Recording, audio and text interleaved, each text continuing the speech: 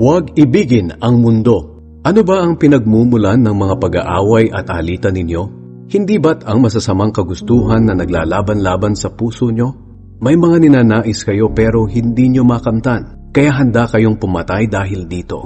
May mga gusto kayong makuha, at kapag hindi ito nangyari, nag-aaway-away kayo. Hindi nyo nakakamtan ang mga ninanais nyo dahil hindi kayo humihingi sa Diyos. At kung humihingi naman kayo, wala kayong natatanggap dahil humihingi kayo ng may masamang motibo para mapagbigyan ang sarili nyong kasiyahan. Kayong mga hindi tapat sa Diyos, hindi nyo ba alam na kaaway ng Diyos ang umiibig sa mundo? Kaya ang sino mang nagnanais makipagkaibigan sa mundo ay ginagawa niyang kaaway ng Diyos ang sarili niya. Huwag ninyong isipin na walang kabuluhan ang sinasabi ng kasulatan. Ayaw ng Espiritong pinatira sa atin na may kaagaw sa pag-ibig niya. Ngunit sapat ang biyayang ibinigay ng Diyos. Kaya nga sinasabi sa kasulatan, kinakalaban ng Diyos ang mga mapagmataas, pero kinakaawaan niya ang mapagpakumbaba. Kaya magpasakop kayo sa Diyos. Labanan niyo ang diablo at lalayo ito sa inyo. Lumapit kayo sa Diyos at lalapit din siya sa inyo. Kayong mga makasalanan, mamuhay kayo ng malinis. At kayong mga nagdadalawang isip, linisin niyo ang inyong puso. Maging malungkot kayo at maghinagpis dahil sa mga kasalanan niyo. Palitan niyo ng pagdadalamhati ang pagsasaya ninyo. Magpakumbaba kayo sa harapan ng Panginoon at itataas niya kayo. Paalala sa paghuhusga sa kapwa. Mga kapatid, huwag ninyong siraan ang isa't isa. Ang naninira o humahatol sa kapatid niya ay nagsasalita laban sa kautusan at humahatol sa kautusan. At kung ikaw ang humahatol sa kautusan, hindi ka na tagatupad nito, kundi isa ng hukom. Ngunit ang Diyos lang ang nagbigay ng kautusan, at siya lamang ang hukom. Tanging siya ang may kakayahang magligtas at magparusa. Kaya sino ka para husgahan ang kapwa mo? Makinig kayo sa akin, kayong nagsasabi, ngayon o bukas pupunta kami sa isang bayan. Mamamalagi kami roon ng isang taon, magninegosyo at kikita ng malaki. Sa katunayan, hindi nyo alam kung ano ang mangyayari sa inyo bukas, sapagkat ang buhay ay parang hamog, dalilitaw ng sandali, at mawawala pagkatapos. Kaya nga, ito ang dapat ninyong sabihin. Kung loloobin ng Panginoon at mabubuhay pa tayo, ganito o kaya ganoon ang gagawin natin.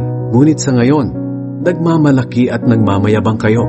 Ang ganyang pagyayabang ay masama. Kung alam ng isang tao ang mabuti na dapat niyang gawin, pero hindi naman ginagawa, nagkakasala siya.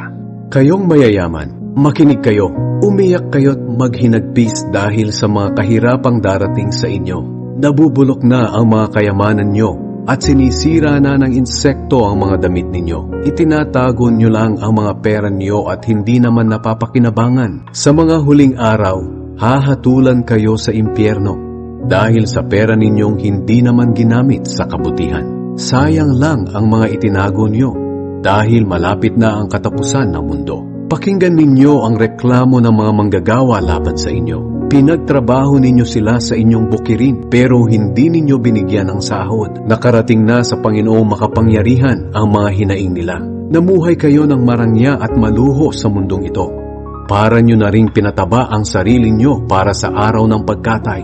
Hinatulan ninyo't ipinapatay ang mga taong walang kasalanan kahit hindi sila lumalaban sa inyo. Mga kapatid, maging matiyaga kayo hanggang sa pagdating ng Panginoon. Pagmasdan ninyo ang magsasaka, matiyaga niyang hinihintay ang unang pag-ulan. At pagkatapos niyang magtanim, matiyaga rin siyang naghihintay sa susunod na ulan at anihan. Dapat din kayong magtiyaga. Tibayan ninyo ang inyong loob dahil nalalapit na ang pagdating ng Panginoon. Huwag kayong magsisihan, mga kapatid, para hindi kayo hatulan ng Diyos. Palapit nang dumating ang hukom. Tularan niyo ang pagtitiyaga at pagtitiis ng mga propeta na mga tagapagsalita ng Panginoon. Hindi ba't itinuturing nating mapalad ang mga taong nagtitiis? Alam niyo ang tungkol sa pagtitiis ni Job, at alam naman ninyo kung paano siya tinulungan ng Panginoon sa bandang huli. Sadyang mabuti at maawain ang Panginoon. Higit sa lahat, mga kapatid, huwag kayong manunumpa sa mga pangako ninyo. Huwag ninyong sabihin, saksi ko ang langit, o saksi ko ang lupa, o ano paman. Sabihin nyo lang na, oo, kung oo, at hindi, kung hindi, para hindi kayo hatulan ng Diyos. Mayroon bang dumaranas ng paghihirap sa inyo? Dapat siyang manalangin sa Diyos. Mayroon bang masaya sa inyo? Dapat siyang umawit ng mga papuri. Mayroon bang may sakit sa inyo? Dapat niyang ipatawag ang mga namumuno sa iglesia para ipanalangin siya at pahiran ng langis sa pangalan ng Panginoon. Ang panalangin may pananampalataya ay nakapagpapagaling na may sakit. Ibabangon siya ng Panginoon at patatawarin kung nagkasala siya. Kaya nga ipagtapat ninyo sa isa't isa ang mga kasalanan nyo at ipanalangin ang isa't isa para gumaling kayo. Malaki ang nagagawa ng panalangin ng taong matuwid. Katulad ni Propeta Elias, tao rin siyang tulad nating. Mataimtim siyang nanalangin na huwag umulan at hindi nga umulan ng 3 kalahating taon. At nang nanalangin siya para umulan, bumuhos ang ulan at namunga ang mga pananim.